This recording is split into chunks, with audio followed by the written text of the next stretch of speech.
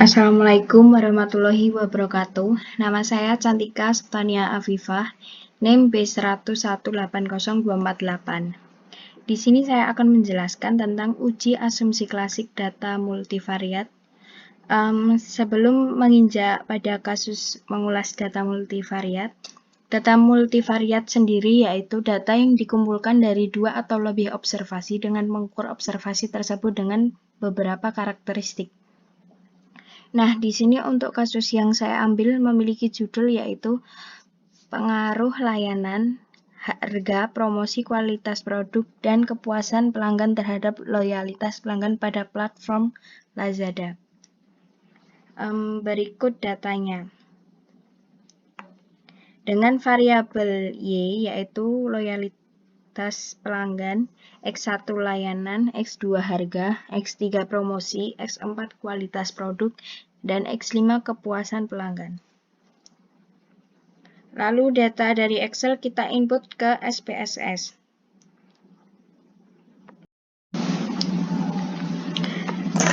Sebelum kita pindah ke SPSS, uji normalitas yaitu sebuah pengujian untuk melihat apakah nilai residu terdistribusi normal atau tidak. Model regresi yang baik memiliki residu yang terdistribusi normal. Yang ketiga, tes normalitas tidak dilakukan untuk semua variabel, tetapi untuk nilai residual. Berikut yang sudah saya copy dari Excel ke SPSS. Berikut adalah variabel view-nya. Langsung saja kita klik Analyze. Kemudian pilih non-parametric.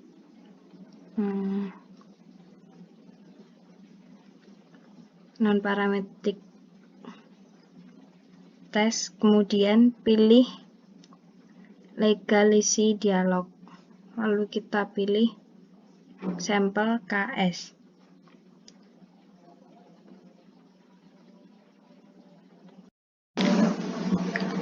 Kemudian muncul tabel seperti ini. Kita pilih test distribution normal.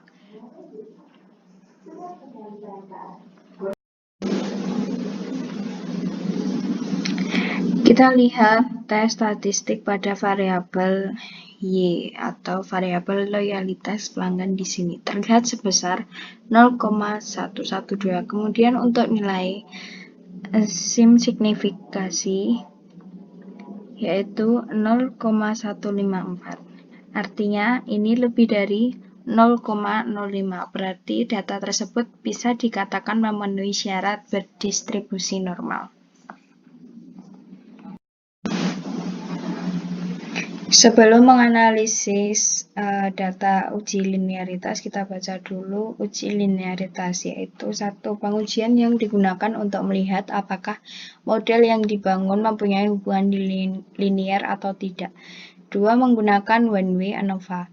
3. Dengan nilai F dihitung lebih kecil dari F tabel. Langsung saja kita klik Analyze. Lalu kita pilih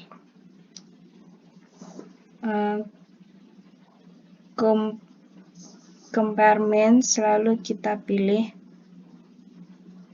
one way ANOVA.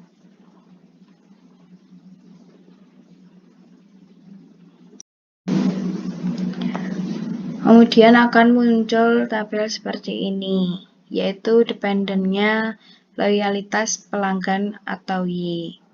Dan faktornya X1. Lalu kita pilih kontras. Kemudian klik polynomial, lalu klik continue. Lalu kita OK. Sebelum kita OK, nanti faktornya bisa ganti X2, X3, sampai X5. Mencari F tabel diketahui K sama dengan 5, yaitu X1, X2, X3, X4, dan X5. N sama dengan 50 atau jumlah data. Rumus F tabel K titik, N min K sama dengan 5 titik, 50 min 5 sama dengan 5,45. Sehingga menghasilkan 5,45. Kita akan cari pada tabelnya nilai 5,45. Untuk nilai 5-nya di sini sampai dengan angka 45. Kita tarik sampai 45. Nah, di sini yaitu 2,42.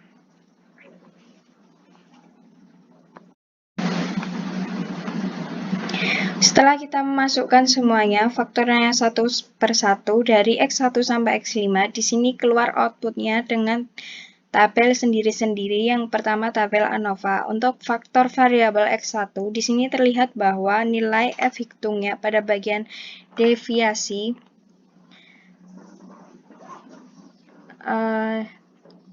yaitu 0,793. Kemudian pada nilai F tabel yang sudah kita cari tadi yaitu 2,42. Artinya F hitung kurang dari F tabel. Kemudian nilai probabilitasnya yaitu 0,707. Artinya lebih dari 0,05, sehingga dapat disimpulkan bahwa hubungan antara variabel X1 dan variabel Y linear. Lalu kita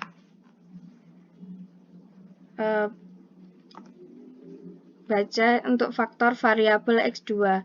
Di sini terlihat bahwa nilai F hitungnya pada bagian deviasinya yaitu 1,740.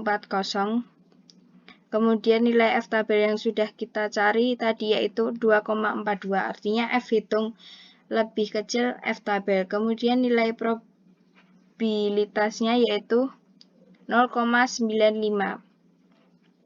Artinya lebih dari 0,05, sehingga dapat disimpulkan bahwa hubungan antara variabel X2 dan variabel Y linear.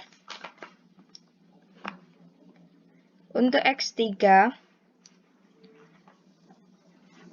pada bagian deviasi yaitu 1,268. Kemudian nilai F tabel yang sudah kita cari tadi yaitu 2,42. Artinya F hitung lebih kecil dari F tabel. Kemudian nilai probabilitasnya yaitu 0,285. Artinya lebih besar dari 0,05, sehingga dapat disimpulkan bahwa hubungan antara variabel X3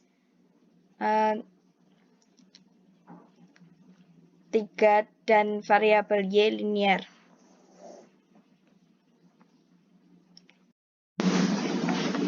Dan X4 di sini terlihat bahwa nilai F hitungnya pada bagian deviasi yaitu 0,787 dan nilai probabilitasnya yaitu 0,724. Artinya lebih dari 0,05, sehingga dapat disimpulkan bahwa hubungan antara variabel X4 dan variabel Y linear. Lalu kita ke X5. Di sini terlihat bahwa nilai F hitungnya pada bagian deviasi yaitu 0,678. Yang kita cari tadi yaitu 2,42. Artinya F hitung lebih kecil F tabel. Kemudian nilai probabilitasnya yaitu 0,824. Artinya lebih besar dari 0,05, sehingga dapat disimpulkan bahwa hubungan antara variabel X5 dan variabel Y linear. Sebelum menganalisis uji autokorelasi, kita terlebih dahulu membaca tabel berikut.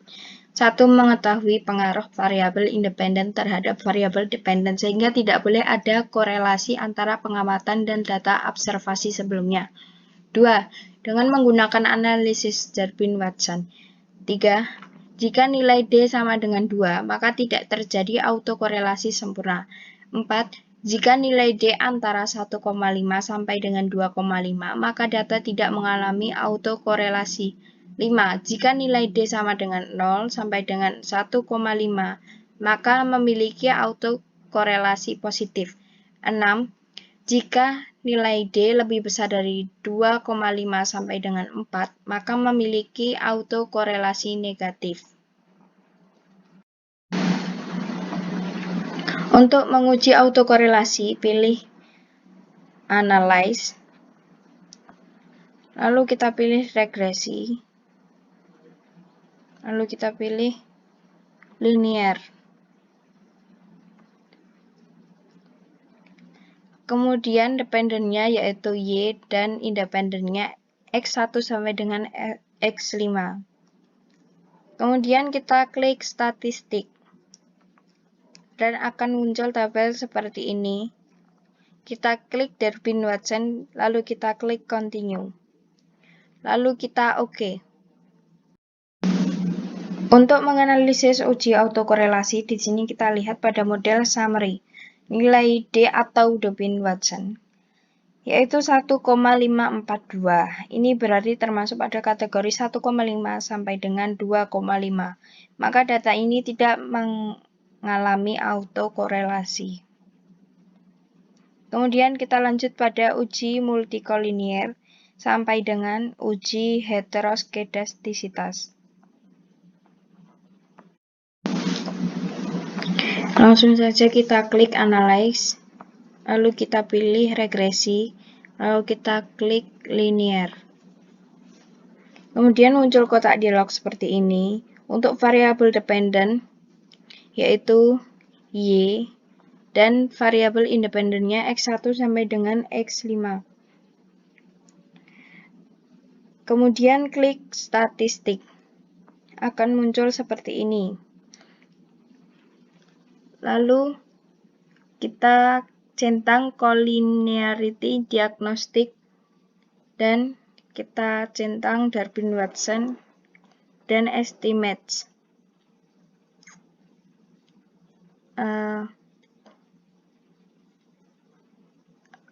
Untuk collinearity diagnosis untuk melakukan uji multikoliniaritas. Kemudian klik Continue.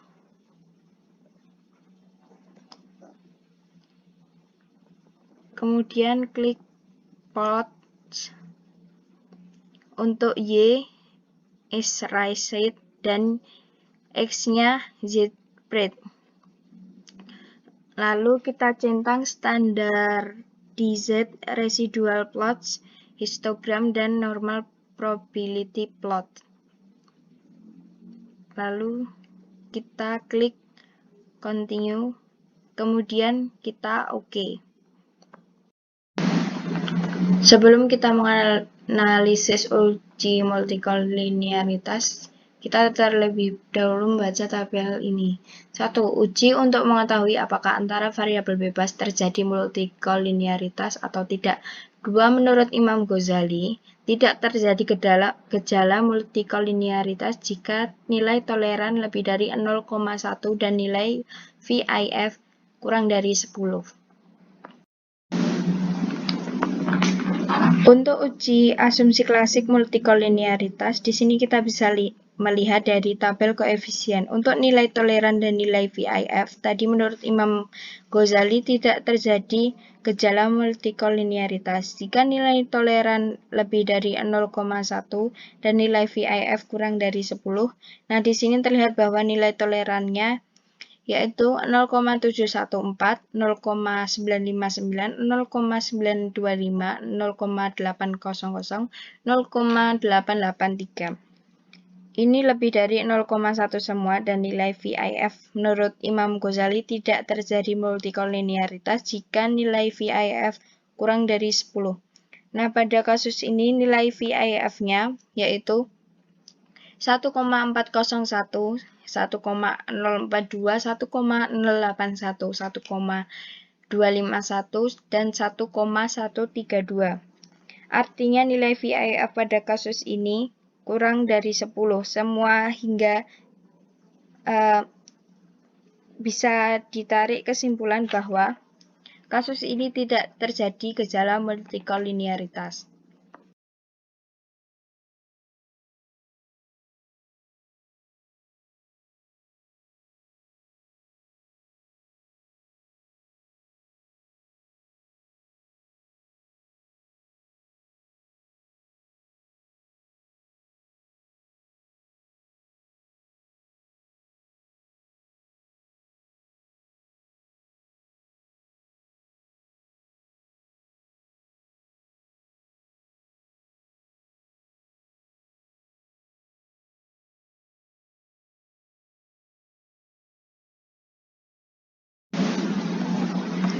Untuk uji heteroskedastisitas bisa dilihat bahwa pada scatter plots ini di sini titik-titiknya terlihat acak dan tidak membentuk pola yang jelas. Kemudian titik-titiknya ini berada di atas dan di bawah 0 sumbu Y, sehingga bisa disimpulkan bahwa kasus ini tidak ada gejala heteroskedastisitas.